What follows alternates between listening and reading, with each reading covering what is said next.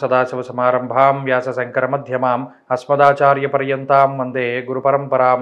జ్యోతిషశాస్త్రాన్ని భావితరాల వారికి ప్రసాదించిన ఋషుల యొక్క పాదపద్మాలకి నమస్కారం చేసుకుంటూ, అలాగే నాకు ఈ జ్యోతిష విద్యను నేర్పిన గురువర్యులు జ్యోతిష్య బ్రహ్మ కీర్తిశేషులు శ్రీ ఈరంకి సూర్యనారాయణమూర్తి గారు, సూర్య శ్రీదేవజ్ఞ గారి యొక్క పాదపద్మాలకి నమస్కారం చేసుకుంటూ, ఓం శ్రీ మహాగణాధిపతి నమః, శ్రీ గురుభ్యో నమః, హరి ఓం.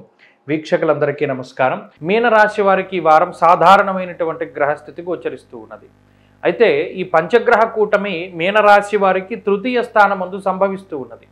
తృతీయంలో పంచగ్రహ కూటమి సంభవించడం వల్ల ఈ రాశి వారికి అంత ప్రమాదకరమైనటువంటి విషయం ఏమి మన జ్యోతిష్యంలో చెప్పబడి లేదు. ఇది కొంత సానుకూలమైనటువంటి ఫలితాలను ఇస్తుంది. అందులోనూ జన్మకుజుని యొక్క దోషం ఎప్పుడైతే తొలగిపోతుందో ఆ కుజుడిచ్చేటువంటి వ్యతిరేకత నుండి బయటపడతారు. తృతీయ స్థానంలో రవి కానీ, అలాగే ఈ వారంలో చంద్రబలం కానీ కొంత మానసికమైనటువంటి ప్రశాంతతని ఇస్తాయి.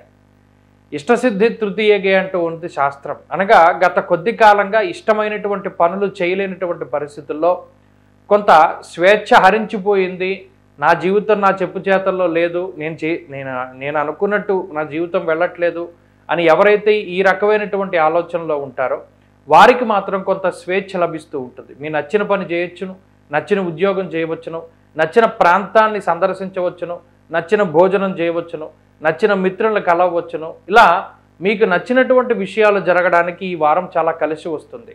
దానితో పాటుగా జన్మకుజుని యొక్క దోషం ఎప్పుడైతే తొలగిపోయినదో ఆరోగ్యపరమైనటువంటి విషయాలు, అంటే ఏదైనా చిన్నపాటి అనారోగ్య సమస్యలు లేదా శస్త్రచికిత్సలు, గతంలో మీకు తగిలినటువంటి గాయాలు ఏవైతే ఉన్నాయో వాటి నుండి త్వరితగతిన మీరు బయటపడడానికి అవకాశం ఉంటుంది. దానితో పాటుగా ఏదో ఒక తెలియని ఒక బండరాయి నెత్తి మీద నుండి దిగిపోతే ఎలా ఉంటుందో అంత ప్రశాంతమైనటువంటి వాతావరణం మీనరాశి వారికి వస్తుంది. అలాగే ఆర్థికంగా ఎదుగుదల గోచరిస్తూ ఉన్నది, ఆరోగ్యపరంగా ఎదుగుదల ఉన్నది. అలాగే కుటుంబపరమైనటువంటి అంశాలు, ఇక్కడ కొంత దాపరికం అనేటువంటిది కనబడుతూ ఉన్నది. మీకు సంబంధించినటువంటి విషయాలు కుటుంబ సభ్యులకి తెలియనివ్వకుండా ఏవైతే మీరు దాచాలి అనుకుంటూ ఉన్నారో అవి గతంలోనే కుటుంబ సభ్యులకి తెలుసు అనేటువంటి విషయాన్ని మీరు దృష్టిలో పెట్టుకోవాలి. ఇక్కడ దాపరికం అనేటువంటిది ఈ రాశి వారు చేయలేరు. అది మీ ద్వారానో ఇతర వ్యక్తుల ద్వారానో చేరవలసినటువంటి వ్యక్తులకి చేరిపోతుంది ఈ సమాచారం. కాబట్టి ఏదైనా దాద్దామని చేసేటువంటి ప్రయత్నాలు మాత్రం అది కుటుంబ సభ్యుల దగ్గర సాగవు. ఇక ఉద్యోగానికి సంబంధించినటువంటి విషయాలు, వ్యాపారము, వృత్తి ప్రవృత్తులు ఇవన్నీ కూడా ఎదుగుదలలోనే ఉన్నాయి. కొద్దిపాటి సమస్యలు ఉన్నాయి.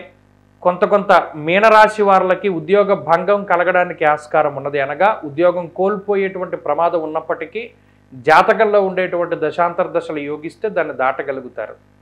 అలాగే విద్యార్థులకి ఏలినాటి శని ప్రభావం వల్ల ఏకాగ్రత తక్కువగా ఉంటుంది.